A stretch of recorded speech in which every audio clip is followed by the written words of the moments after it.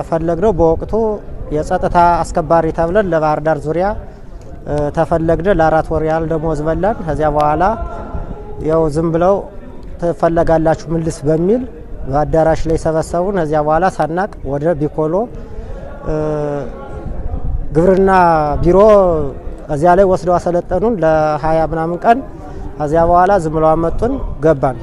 ስለዚህ ያለው ሁኔታ ይሄ ነው የነበር መነሻው። እዚያ በኋላ ዳር ደንበር ነው የምንጠብቅ ምናምን የሚል ዝም ብለው ሲያስቀምጡን ቆዩ።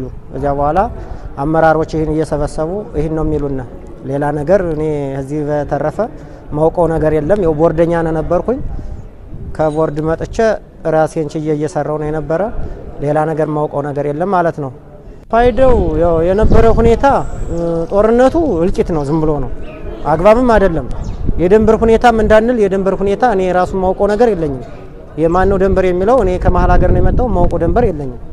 ኢትዮጵያ በመሆኑ ፊትም ስታገል ነበር ለኢትዮጵያ ነው መከላከያም ያለው። ስለዚህ አሁን ግን የክልል የሚለው እኔ ራሱ አልረዳም አላወቅኩትም። ይኸው አመራር ነውና ያመራር የሚሉን ገፋፍተው ዝም ብለው ከመስደድ ውጭ እኔ ማውቀው ነገር የለም። መተንም ስንዋጋ የነበረው ሁኔታ እልቂት ነው። አልቀናል፣ ተማርከናል። የቀረነው ተማርከናል፣ ያለቀው አልቋል። ስለዚህ የነበረው አግባብ አልነበረም። የአመራር ችግርና የክልሉ ችግር ነው ብዬ ወስደው እና የኛ ችግር እግረኛ ችግር ነው አልለውም። ይሄ ምናልባት ከአንዳንድ መሪዎች የነበር ችግር ነው። በቃ የራስ ወደድነት የተለያየ ችግር ያለባቸው ራሳቸው እንጂ የህዝቡም ችግር አይደለም፣ የእኛም የታዛዦችም ችግር አይደለም። በእርግጥ አንድ ሰው የራሱን ስራ ሰርቶ ለማደር የግድ አመራር አለው፣ የቀበሌ አመራር አለው ወይም ደግሞ ሁኔታ አለው እና ከዚህ አንፃር ዝም ብሎ በማናቀው ነገር እንደገባው ነው የሚረዳኝ ማለት ነው። ስሜ ፀሐይነሽ ስሜ ነበራለሁ። ተወለድኩት ከአማራ ክልል ከአዊ ዞን ወረዳ ቻግኒ ማለት ነው። ከዛ ስልጣን የገባው 2011 ነው። ከ2011 2 አመት ቆይቻለሁ ልዩ ኃይል ማለት ነው። ውጊያ የተጀመረው አሁን በ5 ነው፣ ባቦ ባላ ነው ማለት ነው። ከዛ ውጊያ ገብተን ታላት ሲያፍነን አማራሻታን ስንታፈን ያዙ።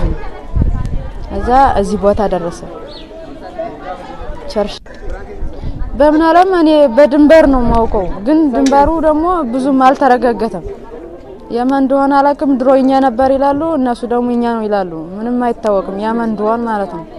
አማራም እኛ ነው ይላሉ፣ ትግሬም እኛም ይላሉ። ግን የማን መሬት እንደሆነ አናውቅም።